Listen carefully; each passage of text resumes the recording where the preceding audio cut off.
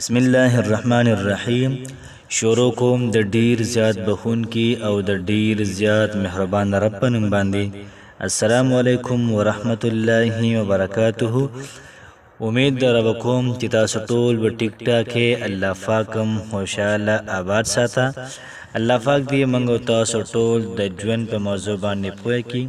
الله پاک دې موږ او تاسو ټول د پریشانونو وساتي. دغه رنګ څومره مشکلات دي، څومره پریشانی دي، دا ټول د الله پاک ختم کړي. څومره چې حاجتونه دي، دا ټول حاجتونه د الله پاک زموږ او تاسو ټولو دا پوره کړي. الله پاک دې موږ او تاسو ټول بار بار مدینه منورې ته او مکې مکرمې ته د حج او د عمرې لپاره دا بار بار بوتله کړي. نن چې کومه زموږ وظیفه ده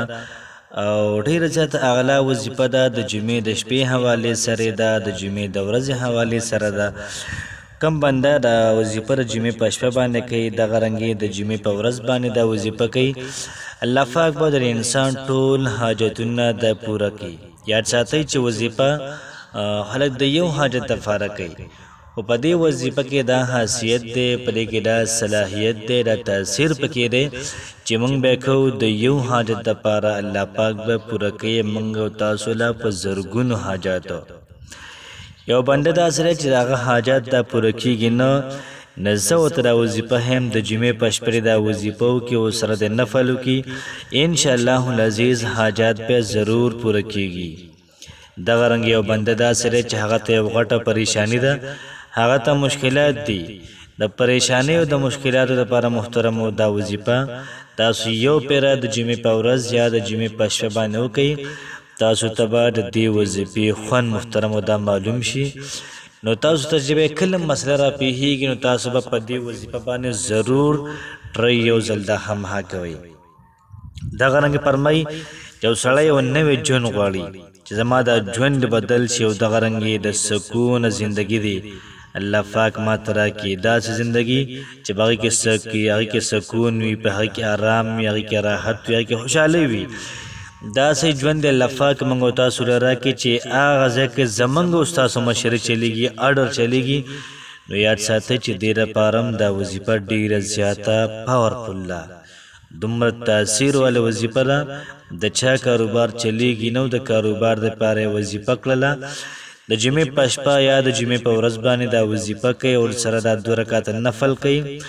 داسې کاروبار محترمو چلیږي لکه څنګه چې د بر نه اوبه د لاندې راځي. دغه رنګ د چا کور په کار وي، د کور دپاره څوک دا وظیفه وکړي، دغه نفل وکړي، الله پاک محترمو د خپل کور مالک کي، د خپل کور خاوند به کي. بعضې ملګري داسې وي چې د هغوی لین دین مسله وي، هغوی کې د کاروبار مسله وي، دغه رنګ چاته پیسې بندې وي یا په ده باندې چا پیسې وي. نو که د بل چا نه خپلې پیسې رازادول غواړئ د هغې لپاره ډېره زیاته پاورفل وظیفه ده. دغه رنګ په تا باندې چا قرض دی او ته دا وایې چې زه دې اهل ساز شمه، زه دا پیسې هغه ته ور ادا کړمه، دا وظیفه وکړه د جمعې په شپه باندې یا د جمعې په ورځ باندې دغه نفل او دا وظیفه دواړه وکړه، انشاءالله العزیز په تاسو نه قرض دی دا ټولې قرضې مرضې دا به ختمې شي. څومره چې بېګړاو دی دغه رنګې په کورونو کې څومره مسایل دي، څومره ملګري دي، د هغوی منځ کې څومره مسایل دي، دغه رنګې د پټو جاهي ماهي دي. انشاءالله العزیز دا وظیفه تاسو محترم یو پیره وکړئ او که ته په حقه وي الله پاک به ستا لازمي محترمو دا امداد کوي. یاد ساته چې دا وظیفه به هغه سړی کوي چې د کوم سړی د الله پاک په خزانو باندې، د الله پاک په ذات باندې، د الله پاک په صفاتو باندې مکمل یقین وي. کم سړی داسې وي چې هغه بې یقینه وي، هغه یقین نه کوي، محترمو دا وظیفه دی هغه سکیپ کړي، هغه دا وظیفه نه کوي. دغه رنګ فرمایي چې چا د رشتې مسله وي، د رشتې لپاره محترمو دغه نفل د جمعې په شپه وکړئ او دغه رنګ دا وظیفه ورسره وکړئ یا د جمعې په ورځ باندې وکړئ. تاسو بیا تماشه کوئ چې ستاسو رشته څنګه نه کېږي. ډېره زیاته زبردست او ډېره زیاته اغلا او پرتاثیره وظیفه ده. دغه رنګ محترمو د محبت حوالې څخه موږ خبرو کوو نو په دې وظیفه کې د محبت خاص محترمو د الفاظ دي، خاص الفاظ پکې دي. انشاءالله العزیز داسې محبت به ور نصیب شي چې په ژوند کې محترمو دا به جدایي دا به نه راځي. یاد ساتئ چې محبت حواله سره چې څومره یو انسان چا سره محبت کې دومره د محبت الله پاک دا سیوا کوي یاد ساتئ چې محبت پکار دی سره په خپل خلی سره پکار دی د غرنګ خپل مور سره پکار دی خپل خور سره خپل رور سره د غرنګ خپل پلار سره د دین علاوه چې محترمو نور چې اخوا دی خوا جنکې ګرځي راګرځي دا بل چې امانت دی نو د بل چا په امانت کې خیانت کول د ګناه ده کته دا غوال چې زما خزته د خلک د عزت په نظر باندې ګوري د غرنګ په خ نظر دی ته ګوري د بل چا خزته مګوره چې کله موږ د بل چا خزته ګورو نو زمونږ خزته به خلک خامخا ګوري د بل چا خزته ګوري نو ستا خزته به خلک خامخا په بد نظر باندې د ګوري یاد ساتئ چې څومره د یو سړی د بل چا عزت کوي نو ستا به عزت دا محترم دا بکیږي یاد ساتئ چې پیغمبر علیه الصلاۃ والسلام موږ ته وظیفه راښودلې ده او پیغمبر علیه الصلاۃ والسلام فرمایي چې چاته څه مسله را پیښ شي چاته ډیر زیات غټ مشکل کار را پیښ شي چاته حاجات را پیښ شي نو تاسو د یونس علیه السلام په دعا باندې دعا کوئ کومه دعا چې یونس علیه السلام په دریو تیارو کې دا غوستې وه دغه دعا را تاسو غواړئ الله پاک به ستاسو مشکلات ختم کړي الله پاک به ستاسو پریشانی ختم کړي الله پاک به ستاسو حاجات دا پوره کړي یاد ساتئ چې دغه وظیفه کول پکار دی یونس علیه السلام د الله پاک پیغمبر او د کلینا محترم وروته او خلکو ته وی چې درې ورځې کې به عذاب درازي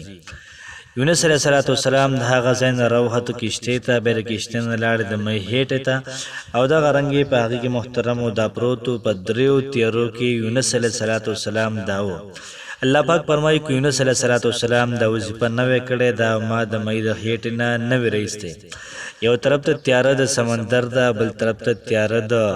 شپې ده بل طرف ته تیاره د مۍ د هیټې ده د دریو تیارو کې محترم الله پاک د یونس علیه السلام आवाज واورېدو د هغه ځای نه محترم دی را بهر کو نو که موږ دا وظیفه کوو نو الله پاک موږ او تاسو له خامخا بری راکوي یاد ساتئ چې دو وظیفې دي او سره دوه رکعته نفل دي هغې طرف ته ځو نو زموږ وظیفه داسې ده چې کله موږ دا وظیفه کوو د جمعې په شپه باندې یا د جمعې په ورځ باندې نو یاد ساتئ چې په داسې ټایم کې به کوو چې دغه ټایم دا مکروه ده نه وي وظیفه داسې ده چې 11 پیرې به درود شریف ووایو چې کله موږ 11 پیرې درود شریف ویلې او د مانځه درود شریف موږ دا ویلې 11 پیرې بیا به د هغې نه بعد 0 پیرې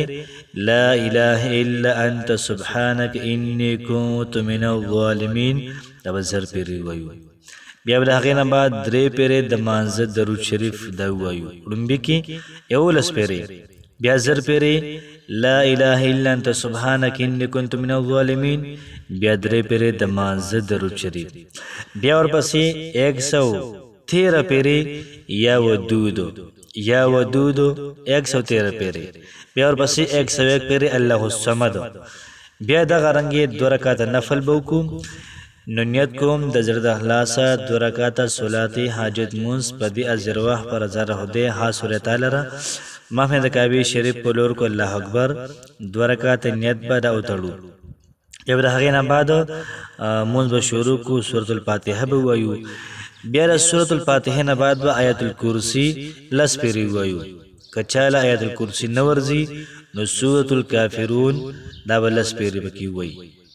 قل یا ایها الکافرون لا اعبد ما تعبدون مکمل سورۃ با د لس پیری وایي کچاله سورۃ الکافرون هم نه ورځي بیا سورۃ الاخلاص با دا به وایي 14 پیری په یو رکعت کې د غرنګ په دویم رکعت کې سورۃ الاخلاص په وی 11 پیری کچاله سورۃ الکافرون ورزي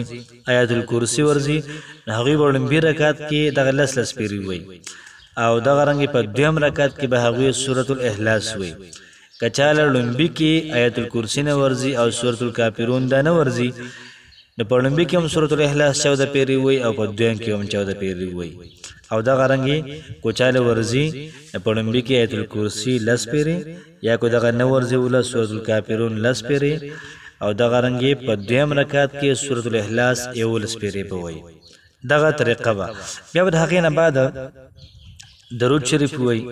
او دغه رنګې دعا به وکړي. نو یاد ساتئ چې په دعا کې شومتیا دا نه پکار. فرمایي چې هغه دعا ډیره زیاته قبلیږي چې کومه دعا د داسې کس دپاره وشي چې هغه موجود نه وي. نو څومره چې زمونږ کتونکي دي، څومره چې زمونږ اورېدونکي دي، دې ټولو ته دعا وکړئ چې څومره موږ دعا کوو دې ټولو ته الله پاک به زمونږ او ستاسو دعاګانې دا لازما قبلوي. نو زم کوشش کوم چې په دا وظیفه وکم او دغه نفل وکم، تاسو هم راسره کوشش وکړئ چې دغه عمل وکړئ. زم کوشش کوم چې ځان ته هم دعا کوم او تاسو ټولو کتونکو اورېدونکو ته هم دعا وکم. او دغه رنګې تاسو هم کوشش کوئ چې کله هم وظیفه کوئ، کله هم نفل کوئ، کله مونځ کوئ، نو ما ته هم راسره دعا کوئ. او دغه رنګې څومره کسان دا چینل ګوري دې ټولو ته محترمه دعا کوئ، دې ټولو کو حاجتونه پوره کېږي. نو زما هم پکې حصه وي، ستا هم پکې حصه وي، ما ته هم ثواب میلاویږي، تاسو هم ثواب میلاویږي. او دغه رنګې د ثواب په نیت باندې دا وظیفه مخکې شیر کړئ چې د نورو خلکو حاجتونه دا پوره شي. الله پاک هم خوشحاله آباد ساته. السلام علیکم ورحمت الله وبرکاته.